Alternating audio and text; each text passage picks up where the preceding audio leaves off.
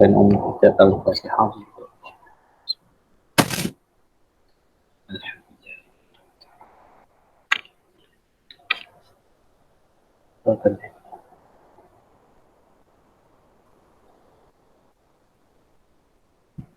Okey.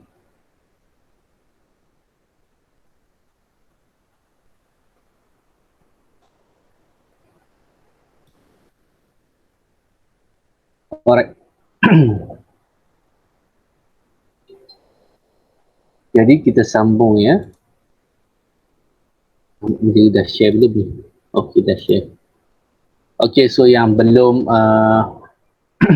yang belum yang tak masuk hari tu kelas dalam kelas hari apa minggu lepas okey, ini kita ada buat pengenalan kepada kadar tindak balas dan juga pengukuran. Okey. Cuma itulah tak sempat lagi nak discuss soalan ni, cikgu perlu habiskan syllabus dulu. Okey, yang dah siap baru boleh hantar je. Yang dah buat boleh hantar je. Nanti cikgu akan kumpulkan dan kita akan cuba discuss secara online lah. Boleh hantar yang dah siap tu.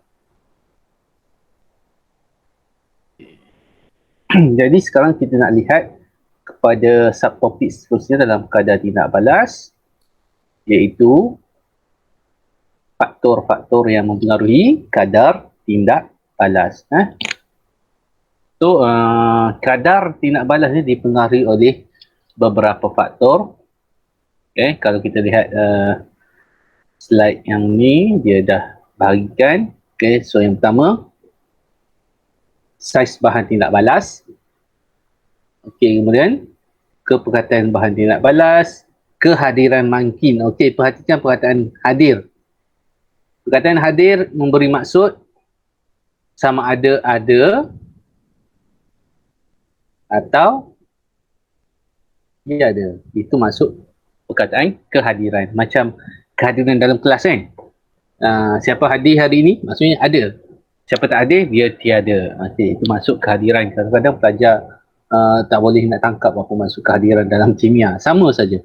Dan ada faktor suhu. Okay, ini yang kita bincangkan lebih mendalam. Okay, cuma ada satu lagi tekanan ni kita tak bincang secara mendalam sangat. Itu adalah 5 faktor yang mempengaruhi kadar tindak balas. Kita tengok yang pertama. Kesan saiz bahan terhadap kadar tindak balas. Ini adalah contoh eksperimennya. Jadi ini adalah ketulan marmar. Siapa tahu nama kimia bagi marmar?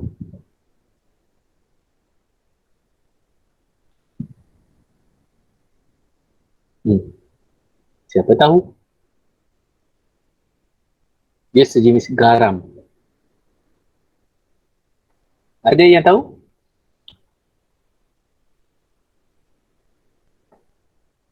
Kalsium karbonat. Kalsium Karbonat.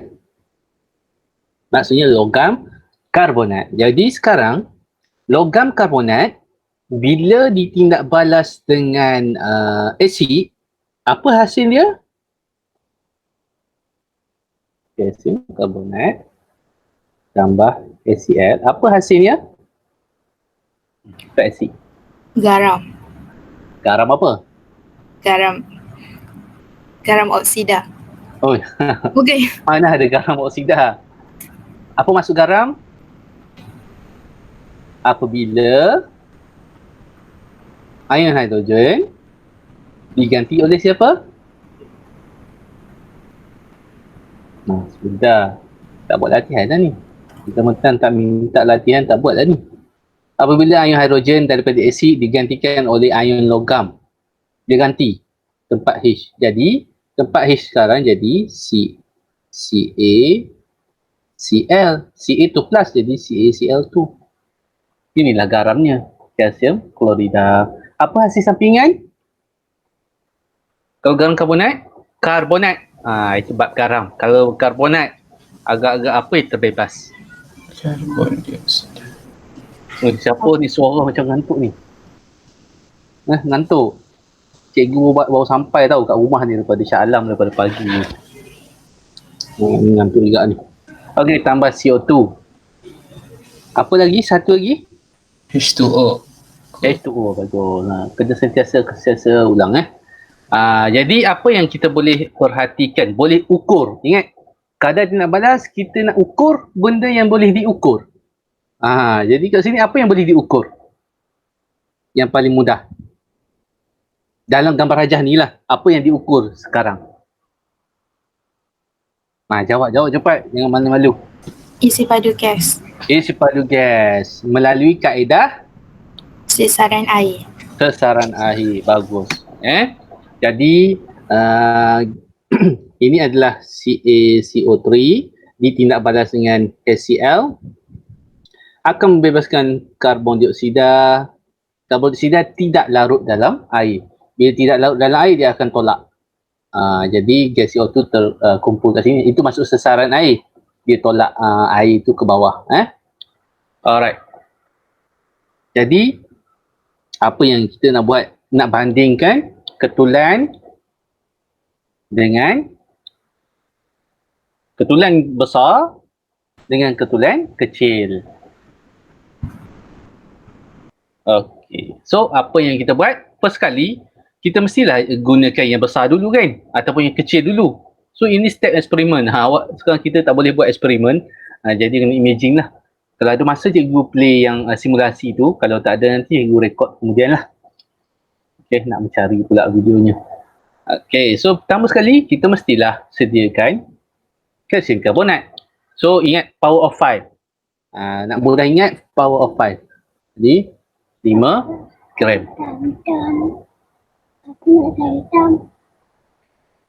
Okey, ketulan marmar bersaiz besar ditimbang dan diletakkan dalam pelalang. Lepas tu sebuah burek diisikan dengan air sebelah dia tadi kan. Okey, sebelah dia tadi. Ini sebuah burek diisikan dengan air dan ditelangkupkan ke dalam besen. Okey.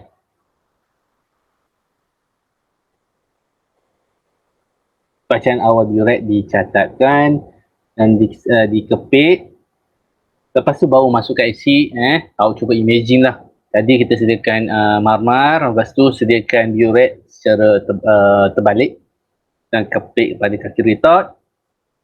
Kemudian asid hidroklorik cair. Bila cair ni dia di bawah kosong. Cikgu lupa dah.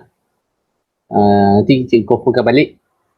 Yang cair 50 cm padu asid hidroklorik cair disukat dengan menggunakan silinder penyukat 100 ml dan dituang ke dalam pelalang kon dan bertindak balas.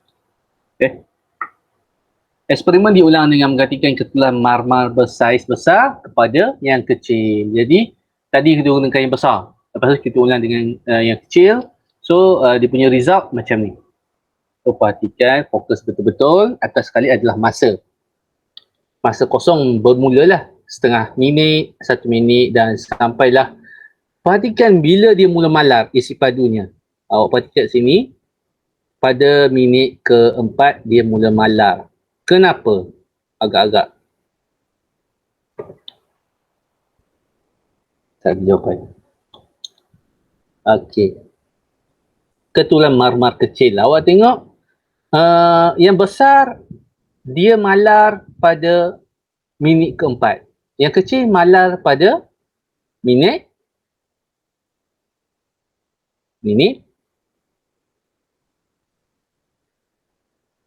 ke yang kecil yang kecil.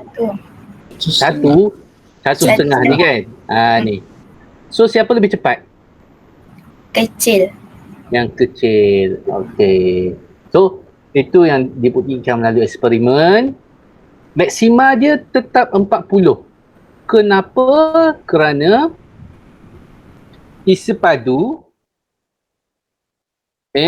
jisim yang sama. Bila jisim sama, yang ni menggunakan kepekatan yang sama, isi padu kepekatan yang sama, maka bilangan mol yang terlibat tu akan jadi sama. Bila bilangan mol sama, isi padu pun samalah. Sebagaimana awak ingat hari tu, bilangan mol kalau nak pergi ke isi padu gas, kita darab dengan isi padu molar. Kalau masih ingat lah, darab. Kalau patah balik, bahagi. Okey, reverse balik. Okey. Jadi, nak memahami graf. Okey, nak memahami graf. Awak perhatikan, ini adalah ni sepatutnya sambung. Ya. Agak berapa nilai sini? Berapa nilai situ? 40. 40. Yang mana suhu pula. Isi padu maksimum karbon dioksida. Kenapa semua 40? Sebab bilangan mol sama. Bila bilangan mol sama, isi padu pun sama. Sebab isi padu bergantung kepada bilangan mol. Awak perhatikan yang mama kecil. Okey, ini secara matematik. Siapa yang punya tangent? Kalau awak dah start, dah buat pengiraan hari tu, yang mana tangent paling besar ataupun paling tinggi kat sini? Yang kecil ataupun ke mama besar?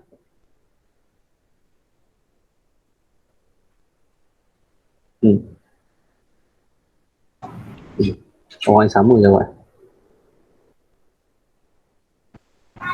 Yang marmar kecil. Kecil lah, maksudnya dia condong yang tu kan, tegak, hampir tegak.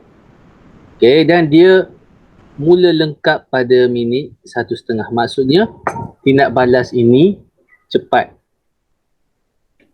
Tindak balas cepat, tapi kadar tindak balas kita tak sebut cepat. Kita sebut apa? Kalau kadar tindak balas Tinggi. tinggi. Okay, so take note lah. Yang ni tindak balas perlahan. Jadi kadar tindak balas rendah yang marmar besar. Okay? Jadi kita nak lihat mengapa. Ini dia. Tak ada gambar rajah. Tak ada gambar kat sini. Kita buka simulasi.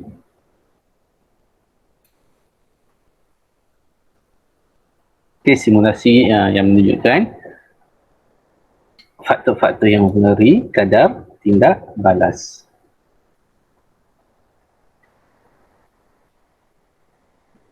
Tak buka.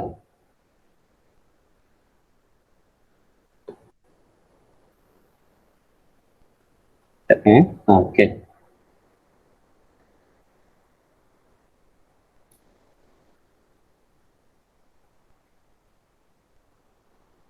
Berapa orang sekarang yang ada? Ramai juga. Alamak, kita sini lah. Sampai 3 buka.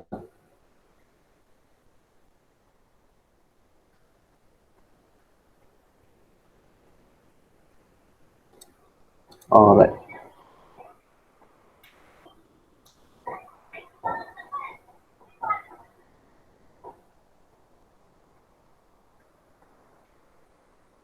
Biasa tak perlahan macam ni.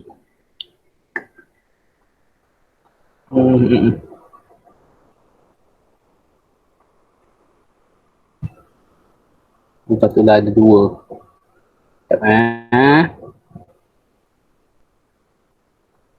Mana dia menghilang?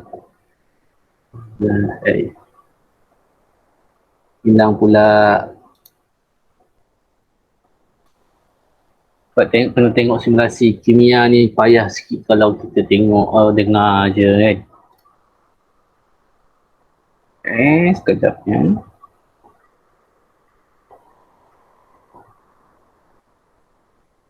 Dah muncul. Ini adalah software zaman PPSNI dulu, masa belajar dalam bahasa Inggeris. Okay, jadi kita lihat factors affecting the rate of reaction.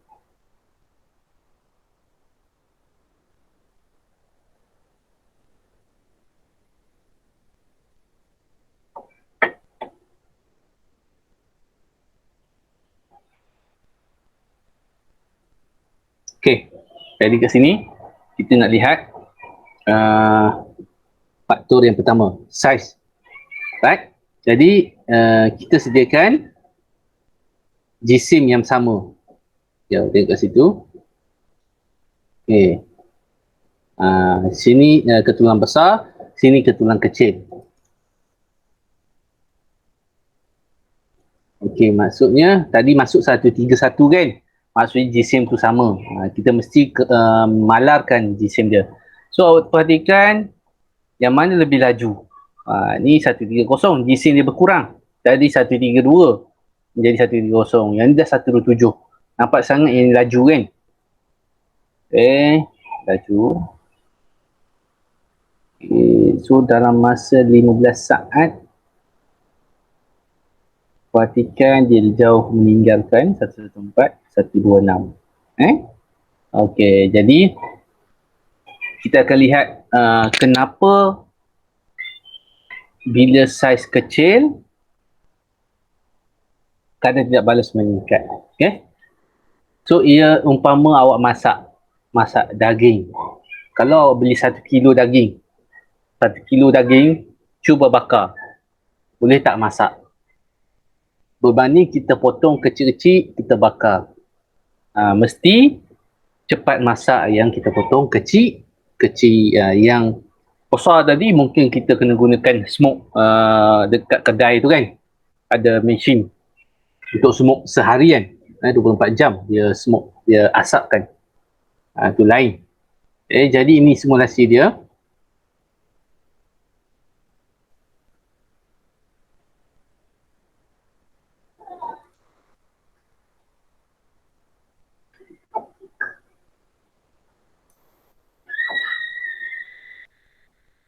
Kita sambung dulu.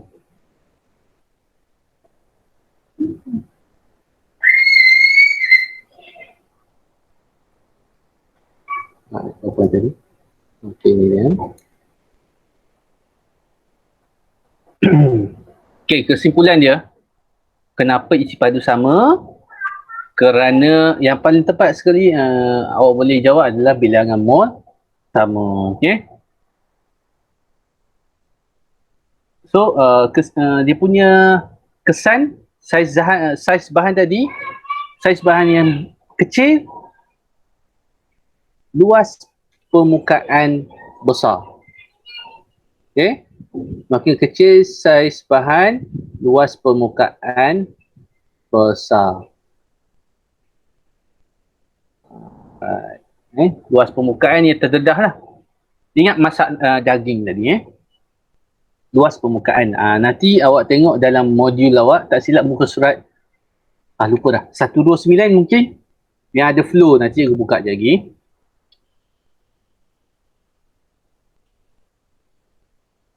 Ini dia. Ada pun. Okey, ini ketulang mamar besar. Kalau kira secara matematik, luas hasil tambah luas ni,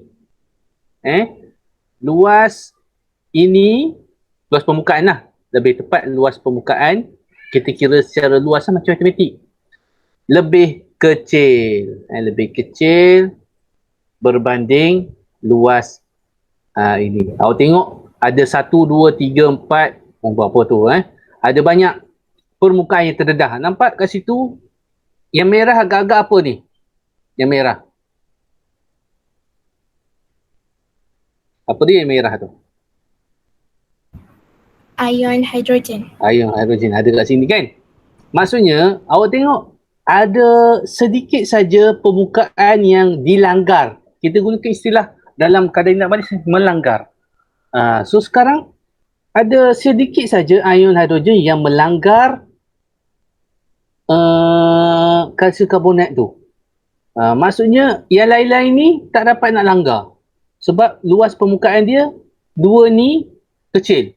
Berbanding kita gunakan saiz yang lebih kecil, luas permukaan yang terdedah kepada ion hidrogen ni lebih tinggi. Ini dia penerangan. Ketulang mamar yang besar jumlah luas permukaan ni besar, luas permukaan kecil. Dia berlawanan. Kecil yang terdedah kepada pelanggaran kepada ion hidrogen. Semasa nak explain nanti kita gunakan nama ion. Kita tak gunakan asid dalam penerangan. Kita tak gunakan kalsium karbonat berlanggar dengan asid hidroklorik. Tidak. Kita gunakan zarah, iaitu ion hidrogen. Manakala yang kecil, luas permukaan yang lebih besar terdedah pada pelanggaran dengan ion hidrogen. Okey. Maka sebab itu tindak balas ini cepat. Sebab luas permukaan dia yang terdedah banyak. Maka cepatlah habis ketulan marmar itu.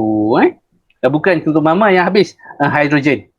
Hidrogen cepat habis sebab dia melanggar dengan kalsium karbonat. Okay, so keyword dia menggunakan teori pelanggaran. Awak boleh buka modul. Ada modul kat depan masing-masing? Ada modul tak? Ada. Ada. Muka surat berapa yang ada flow apa tu? Faktor teori pelanggaran. Tak silap 129. Ke salah? 179. Oh, jauh tinggal. 179 je Okey, yang lain belum ada modul, tak ada modul kat depan tu. Sila ambil modul sebab penting ni. Sekejap. Form 4. Dalam beberapa bulan kita lupa terus muka surat.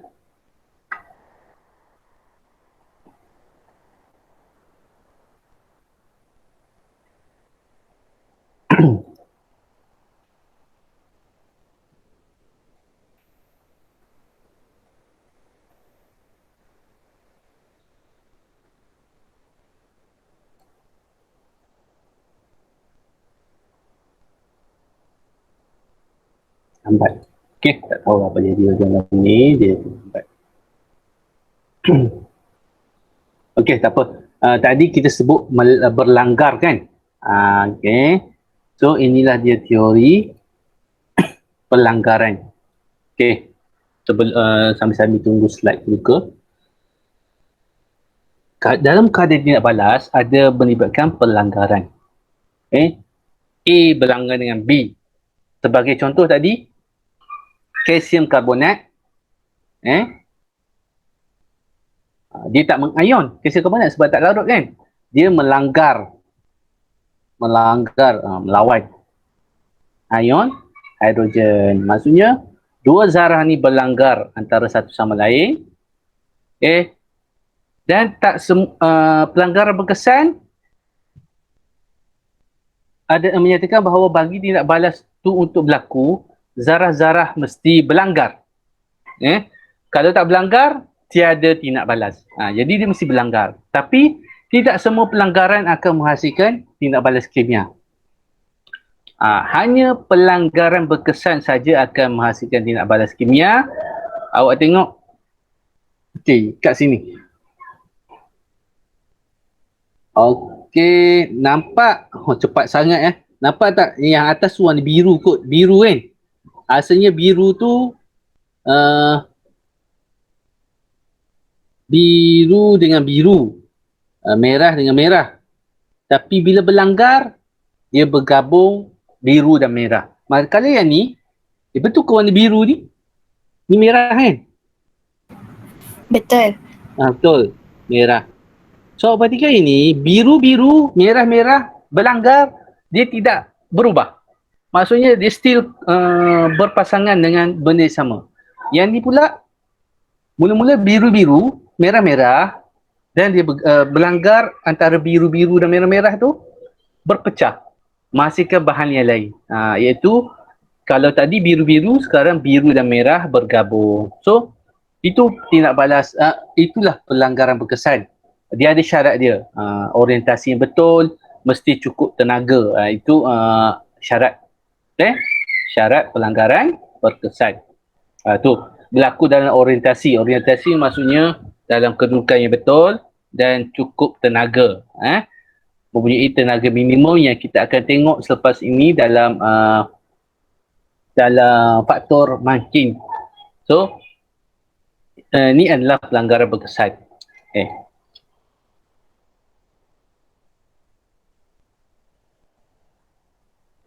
Tahu ke belum? Satu. Okay. Ini data nak buka pula ya.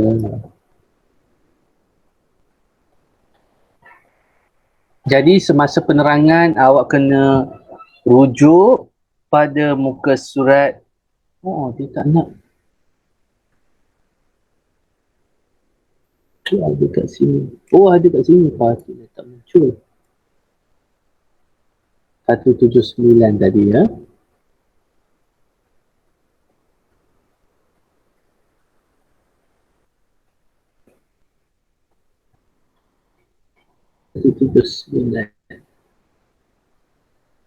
Bukan yang ni. Saya nak suruh tengok ringkasan terus. Ini dia. Okey. Kita tengok tadi.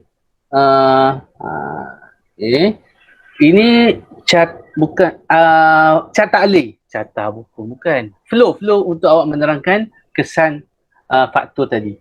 So kita tengok tadi satu faktor baru iaitu faktor saiz bahan tindak balas. Semakin kecil saiz bahan tindak balas, ini ayat first awak mesti tulis. Semakin besar jumlah luas permukaan yang terdedah kepada pelanggaran. Okey, itu kesan secara langsung. Dan ini membawa kepada frekuensi pelanggaran pelanggaran di antara zarah-zarah meningkat. Kenapa? Ini yang kedua. Sebab luas permukaan itu banyak yang terdedah. Jadi pelanggaran banyak. Okey.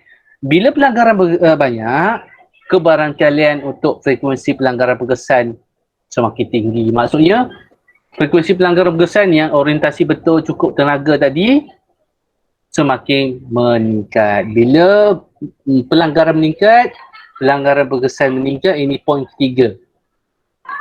Lepas tu, barulah kadar tindak balas meningkat. Itu 4 markah untuk awak dapat 4 step penerangan untuk dapat markah penuh dalam menerangkan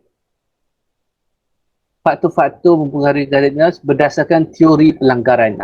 Highlightkan teori pelanggaran. Bila sebut mengikut teori pelanggaran, inilah step yang awak perlu tahu. Okey, kita pergi dulu pada faktor seterusnya. Lepas tu kita tengok simulasi dan kita tengok ringkasan tersebut. Okay. Yang awal-awal ni cikgu ambil masa sikit untuk memastikan awak nampak. Okey, tadi faktor saiz. Sekarang faktor kepekatan. Susahnya tak ada eksperimen lah.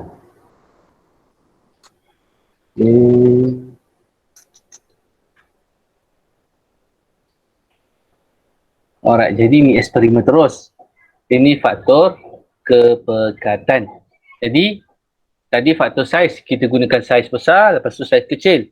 Yang ni, kita gunakan pekat dulu. Okay.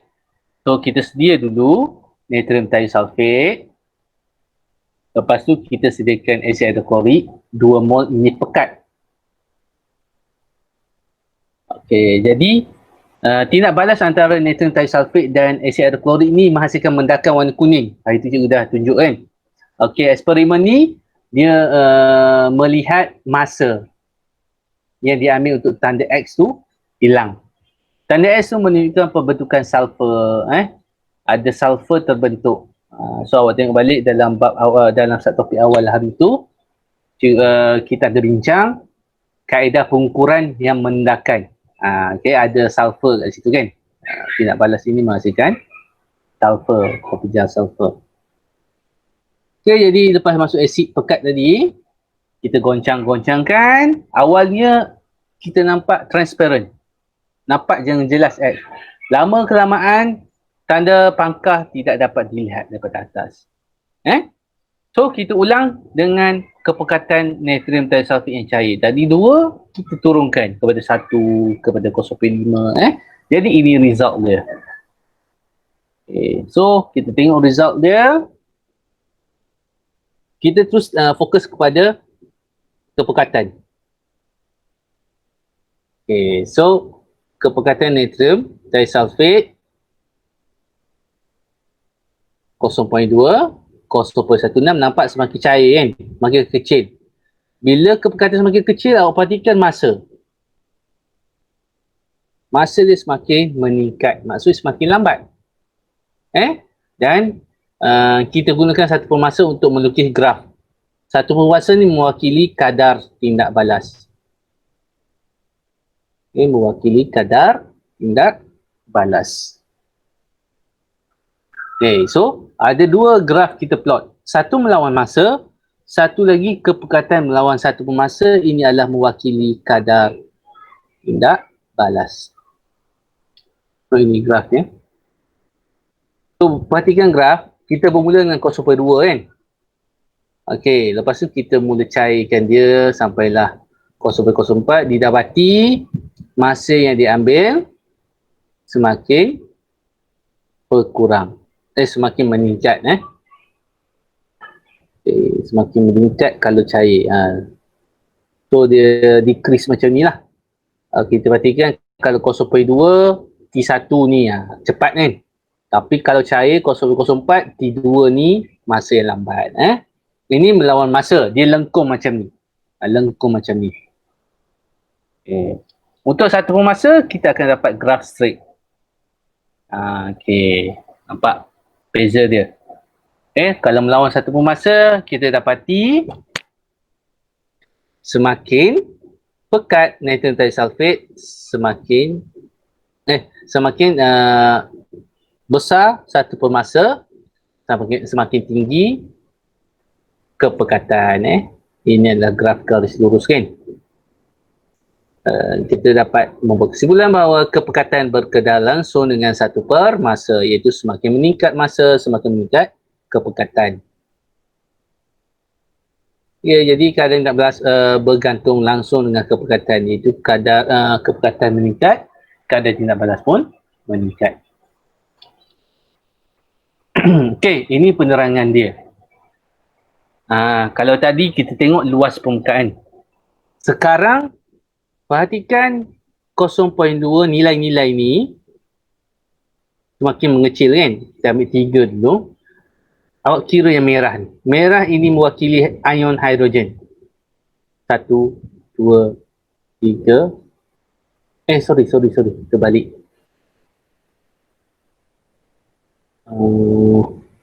Yang biru lah. So kita ubah tadi kepekatan nitrogen trisulfate mengantuk dah ni. Sampai 7 beri Kita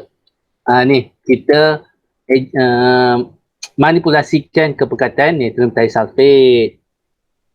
Maksudnya kita fokus kepada ion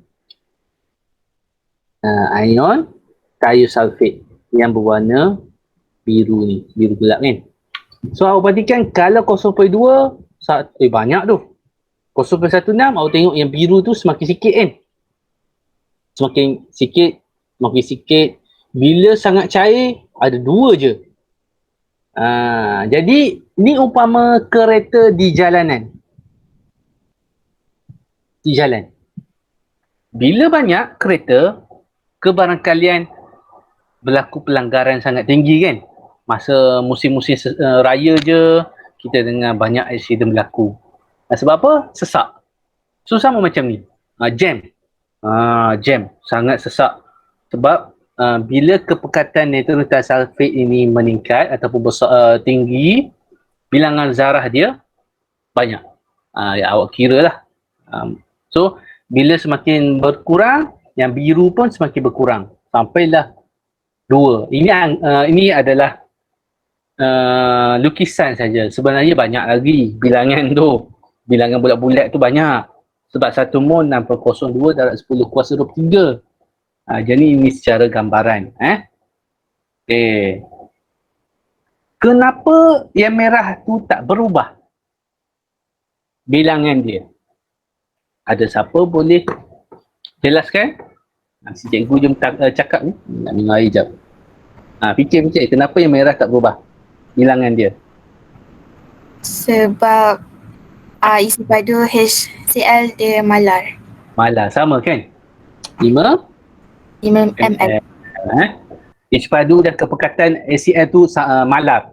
Kena tambah satu lagi, isi padu dan kepekatan HCl dimalarkan. Kita tak nak kacau, kita nak ubah natrium thiosulfate saja. Okay. So perhatikan, kita mesti menggunakan ion-ion nama zarah. Mestilah berlanggar dengan ion-ion. Harus ingat kereta. Bila kereta banyak, pelanggaran kerap berlaku. Macam itulah. Dia nak balas, memastikan gas sulfur dioksida mendakan kuning. Inilah cikgu cakap tadi. Okay. Kewujudan mendakan inilah yang akan menyebabkan tanda X itu hilang daripada pemandangan kita.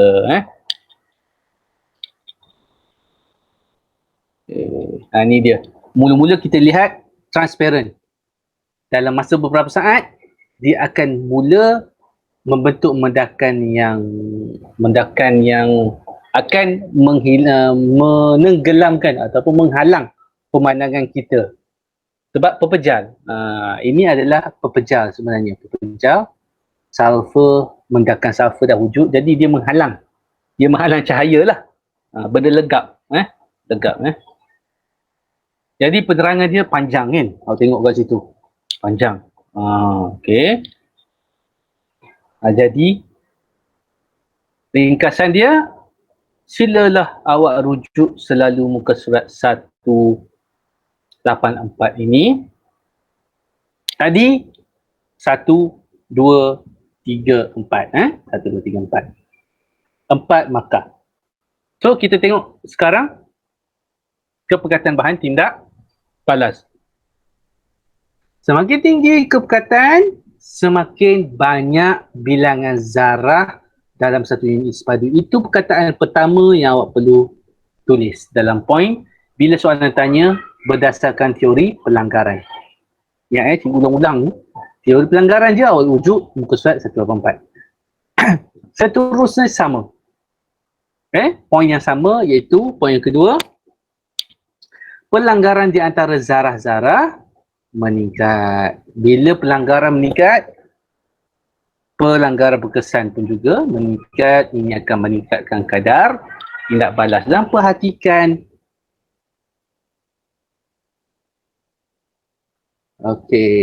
nyatakan zarah-zarah yang berlanggar berdasarkan persamaan ion. Kita ambil contoh tadi, asid karbonat. Saya percaya ramai dah lupa apa maksud persamaan ion. Tadi kan. Jadi CaCl2 tambah CO2 tambah H2O.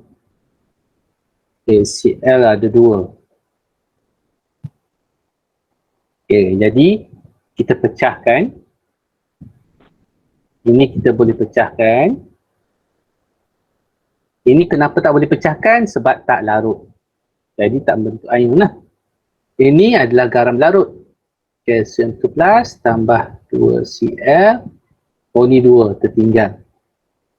CO2 tak boleh pecahkan. H2O pun tak boleh pecahkan. Jadi yang mana kita boleh potong?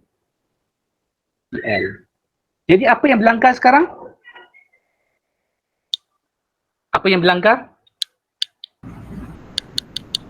Ion hidrogen Alright. dengan ion kalsium. Mana ada ion kalsium? Ini tak bentuk ion. Berlanggar dengan molekul. Molekul kalsium Karbonat. sebab dia tak mengion. Sebab apa tak mengion? Semua garam karbonat tak larut kecuali anak. Ingat yang tu. Jadi dia tak membentuk ion lah. Jadi poin ni sangat penting. Awak mesti namakan zarah-zarah tersebut sekurang-kurangnya satu kali. Mesti ceritakan. Sama ada awak cerita kat sini di antara zarah-zarah. Contohlah, apabila kita gunakan ini, kalsium karbonat. Apabila semakin kecil saiz kalsium karbonat, semakin besar jumlah luas permukaan kalsium karbonat. Kita spesifikkan yang terdedah kepada pelanggaran. Frekuensi pelanggaran di antara zarah-zarah kalsium karbonat, lebih cantik lagi awak tuliskan molekul dengan ion hidrogen. Mesti bagi tahu sekurang-kurangnya sekali namakan zarah. Selepas ini awak just mention zarah-zarah pun tak apa. Atau awak tak nak nyatakan kat sini, nyatakan pada sini. Contoh, frekuensi pelanggaran antara zarah meningkat, frekuensi pelanggaran berkesan di antara molekul CaCO3, gasing karbonat dengan ion hidrogen pun meningkat. Okey, boleh faham Nyatakan sekurang-kurangnya satu kali nama zarah-zarah yang berlanggar. Kat situ awak kena main persamaan ion. Jadi banyakkan latihan persamaan ion. Okey, kita nak lihat faktor seterusnya. Boleh lagi ke ni? Sansaris. Suhu. Okey, ni cikgu pergi laju sikit lah sebab bila awak dah dapat 1-2 tu, insyaAllah yang ni lebih cepat lah. Okey, jadi dalam suhu ni kita akan gunakan suhu rendah 30 sampailah suhu tinggi 70. Okey. So berdasarkan resultnya, okey, ini adalah prosedur lah. Prosedur lebih kurang je, kita sediakan nitrat sulfate, kita panaskan pada suhu 30 dulu. Lepas tu mestilah ulang ikut ini. Okay, lepas tu kita ulang kepada 40, 50, 60 dan 70. Okay, so bila sebut nitrat sulfate je mesti ada mendakan. Jadi mesti kita lihat tanda pangkah. Okay, cikgu lajukan sikit ni sebab kita nak kerja yang lain-lain. Tengok dia ulang kepada 40, 50, 60 dan 70. Boleh baca dalam modul lah prosedur tu. Okay, kesan suhu terhadap kadar wadah. Okay, jadi nampak kat sini suhu semakin meningkat 30 sampai 70. Masa diambil semakin kecil. Bila masa semakin cepat, kadar tindak balas semakin tinggi. Satu persamaan itu mewakili kadar tindak balas. Awak tengok kat situ, nilai kat sini semakin besar kan? Kecil, besar. Dia berlawanan. Iaitu masa cepat, kadar tindak balas tinggi. Masa perlahan, kadar tindak balas rendah kat situ. So ini pun sama juga, kita boleh diminta untuk memplotkan dua graf. Satu suhu melawan masa, satu suhu melawan satu masa. Jadi macam tadi juga. Kalau melawan masa, dia lengkung macam tu. Lengkung macam tu. Manakala kalau satu masa, dia menunjukkan peningkatan. Cuma yang sini graf dia tak dapat berkadar terus lah. Tapi semakin meningkat lah. Semakin meningkat kadar satu masa, semakin meningkat suhu.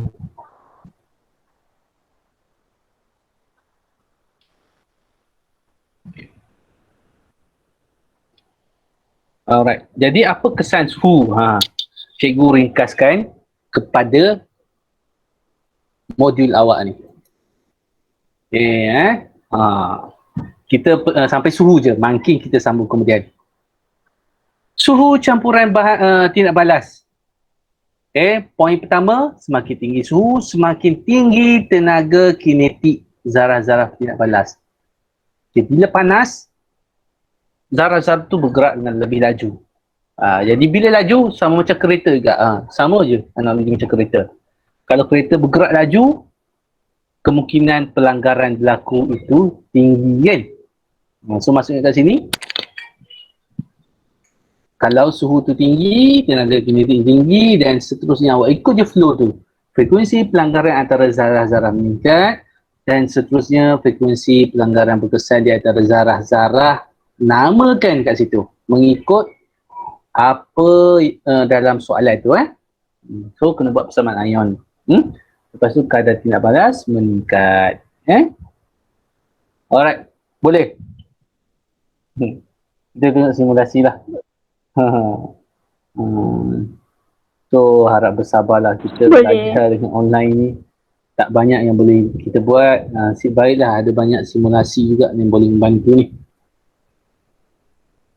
Jadi kita lihat kat situ.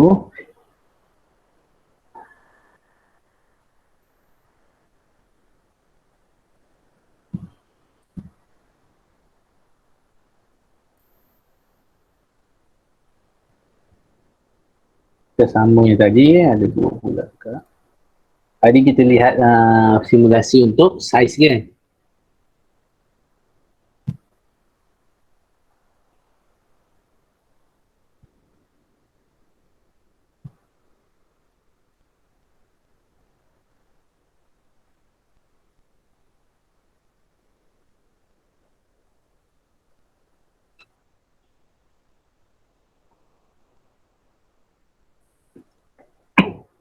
Tadi kita lihat dalam bentuk teks. So mungkin ada yang yang mengantuknya tengok malam-malam kan. Macam ni mengantuk kan. Seharian lagi ni. Okey, saya sudah kepekatan tadi. Okey, sama-sama. Apa berlaku sekiranya kepekatan bertambah? Apa yang juga bertambah? Apa boleh bagi tahu? Muka surat 184. Apabila kepekatan bertambah, tidur semua. Ni. Ini analogi untuk kepekatan tadi. Nampak? Bila sedikit nak berlanggar tu nampak macam payah sikit kan? Sebab tak banyak. Tapi bila kita tingkatkan kepekatan, ni low. Maksudnya bilangan zarah pun dah. Kita tingkatkan. Tadi ada 5. Sekarang 3, 6, 7. Nampak kerap sikit berlanggar. Kan? Kerap sikit berlanggar. Kita tambahkan lagi kepekatan. Okay, nampak? Semakin banyak zarah, maka semakin kerap dia berlanggar. Boleh seorang tolong ulang balik apabila kepekatan bertambah. Nak dengar juga ni. Dari ni kebal nampak dia ada mengantuk ke? Suara sikit. Come on, wakil lelaki. Tak ada lelaki lain tadi tengok. Kau hilang tau. Hello, dia ni Iqbal. Mengantuk ke? Apabila ada modul kat depan? Ada? 184? Ada. 184. Jadi, bacakan. Apabila kepekatan bertambah, bila kepekatan bertambah, semakin banyak bilangan zarah dalam satu unit. Tadi kan? Satu unit sekali. Lepas tu, poin yang kedua, Frekuensi pelanggaran di antara zarah-zarah meningkat. frekuensi pelanggaran dulu kan? Zarah-zarah meningkat. Yang ketiga, Frekuensi pelanggaran berkesan di antara zarah-zarah meningkat. Okey. Dan terakhir kali, Kadar tindak balas pun meningkat. Alright. Terima kasih. Macam itulah. So awak rujuklah balik 184 tu So ini untuk suhu. Untuk suhu, so bilangan zarah dia tak berubah. Okey, ini suhu rendah. Okey, bila suhu rendah, tengok pergerakan zarah itu dia perlahan. Okey. So kita tinggikan suhu. Nampak laju sikit. Bila kita tinggikan lagi. Makin laju. Okey, makin laju. So yang pertama tadi apa? Apabila suhu meningkat, apa yang meningkat juga? Tenaga kinetik meningkat. Kinetik melibatkan pergerakan kan? Bila tenaga kinetik meningkat, apa juga yang meningkat?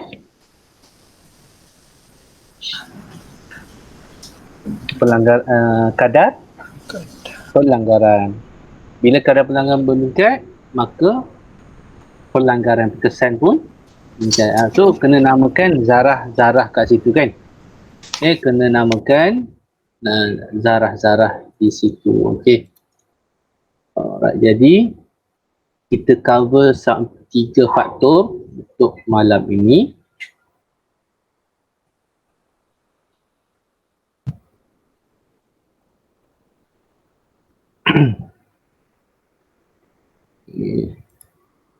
Apa dia ada lagi? Okay, kita cover 3 jadi awak tengok dalam modul awak. Okay, so sekarang kena buatlah modul tu. Cikgu banyak lompat-lompat ni supaya buat ringkas. Panjang cerita dia ni. Ini makin belum. Okay, jadi awak boleh baca balik tadi yang cikgu explain tadi. Modul ni sangat bagus, sangat detail. Okay, awak baca balik. Okay, ini syarat pelanggaran berkesan tadi, orientasi betul tadi kan, dengan tenaga pengaktifan yang mencukupi. Right. Dari pelanggaran. Okay. Jadi ada beberapa aplikasi yang mempengaruhi keadaan tindak balas. Okay. Contoh, ada beberapa kat situ. Yang cikgu cerita tadi, memasak kepingan makanan yang kecil. Contoh daging kan. Okay. Kita masak dengan kepingan kecil, lebih cepat masak. Okay. Lepas tu, ini adalah kesan saiz. Lepas tu ada faktor suhu, seperti ais. Okay. Anda kata makanan tak habis kan? Awak masak pizza ke hari ni tak habis. Kalau biarkan kat luar, esok kemungkinan rosak. Jadi, bila kita nak elakkan kerosakan makanan tersebut, kita simpan dalam peti sejuk. Kenapa? Suhu yang lebih rendah, aktiviti bakteria pun rendah. Kadar pengeluaran makanan lebih rendah. Dan sekarang, mungkin ini famous. Yang paling famous sekarang sekali adalah Noza lah kan, pressure cooker. Okay. Kalau periuk biasa kita masak nasi dalam masa mungkin setengah jam atau 20 minit. Kalau dengan Noza tu, periuk tekanan tu, ada lagi pelbagai jenama, tapi Noza paling famous lah selalunya. Bila kita masak dengan Noza, ada siapa tahu berapa minit? Boleh tahu? Perempuan? Ada tak yang guna? Tak Berapa tahu. minit? Tak tahu? Tak. Ada tak kat rumah? Tak ada. Tak ada, ya ke ini? Ada masak periuk biasa ada. Yang pressure cooker, siapa ada ni? Segan lah tu, dia cakap. Lupa lah tu berapa minit. Okay, dalam periuk makanan, dalam masa 7 minit. Boleh masak nasi tu. Berbanding dengan periuk biasa 20 hingga 30 minit. Sama macam masakan lain. Nak buat sup tulang ke, dengan periuk tekanan, lebih cepat masak. Itu aplikasi kadar tindak balas lah. Tapi kita tak cerita lagi faktor tekanan. Takut awak tertekan pula. Okay. Okay, lagi banyak lagi kat situ. Nampak gayanya, cikgu terpaksa screenshot lah. Nanti awak ingatkan yang bahagian-bahagian ni. Sebab dia macam nota lah. Takut awak cari sendiri tak jumpa. So sekarang apa yang awak boleh uji diri sendiri.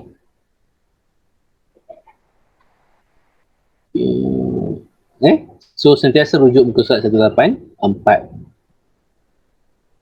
Alright. So yang pertama, persamaan ion nombor 1, muka surat 186. Dengan nampak sini berdasarkan teori pelanggaran. Jadi teori pelanggaran muka surat 184 tadi awak kena rujuk flow dia. Cikgu nak tengok 1 dan 2 dulu. Okay, 1 dan 2 dulu. Siapa yang nak buat sampai 3 silakan. Okay, dan hantarlah hantar. Dalam cuti ni kita akan buat kelas jugalah. Cikgu nak habiskan silibus juga. Tak naklah bawa sampai ke tahun depan. 1 dan 2 dulu. So weekend ni atau esok dah malam ni pun, malam dah pukul 10. Esok boleh start buat. Siapa dah siap hantar. Dan tunggu saja info cikgu bila kita akan bincang pasal ni. Kalau siapa yang ada balik kampung tu tak ada masalah. Cikgu rekod. So, awak tengok kemudian kita gunakan apa saja cara yang boleh di pembelajaran norma baharu. Alright, ada soalan apa-apa? Boleh ke menyerap ilmu malam hari ini? Boleh lah. Boleh. Boleh Boleh. Boleh. Siapa je yang ada? Jadi Iqbal je yang ada Ada lagi tak yang lain? Wah, ada ramai dah. Nazran ada. Mana Nazran? Nazran Saya. ada? Okey Nazran. Okey. Okey Mm-mm. Okey, so dua orang je lagi. Syakir, apa cerita Syakir? Tak tahulah. Tak Dia ada jarang. Jarang. Itulah. Tapi itulah dia. Semuanya terkesan. Semuanya mengalami terkesan maksudnya terkesan maksudnya terpengaruh lah apa tu dengan keadaan semasa ni kita redha je lah semoga cepat-cepat kali lah. Kalau tak ada apa-apa kita ada tak ada yang lain-lain tak ada Tak ada dah. tak ada Tak. lah jangan lupa buat soalan 1 dan 2. Send ke cikgu macam biasa ke Telegram lebih baik sebab gambar tu tak pecah dan kita akan bincang lah. Sebab yang ni soalan ni cikgu nak pastikan awak menjawab dengan betul. Maksudnya cikgu sebelum ni ada tak nak bincang tu, maksudnya cikgu yakin lah masing-masing boleh buat.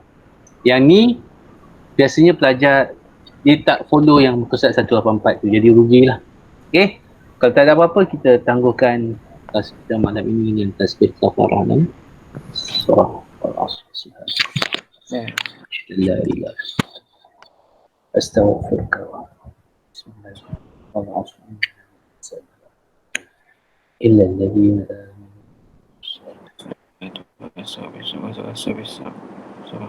Okey, terima kasih semua atas 11 orang 11/14. Terima kasih cikgu. Okey, kita jumpa lagi dalam cuti. So kita belajar juga dalam cuti santai-santai saja. Okey, terima kasih. Assalamualaikum warahmatullahi wabarakatuh. Waalaikumsalam. Terima kasih cikgu. Terima kasih, cikgu. Terima Terima kasih, cikgu. Assalamualaikum. Terima kasih, cikgu.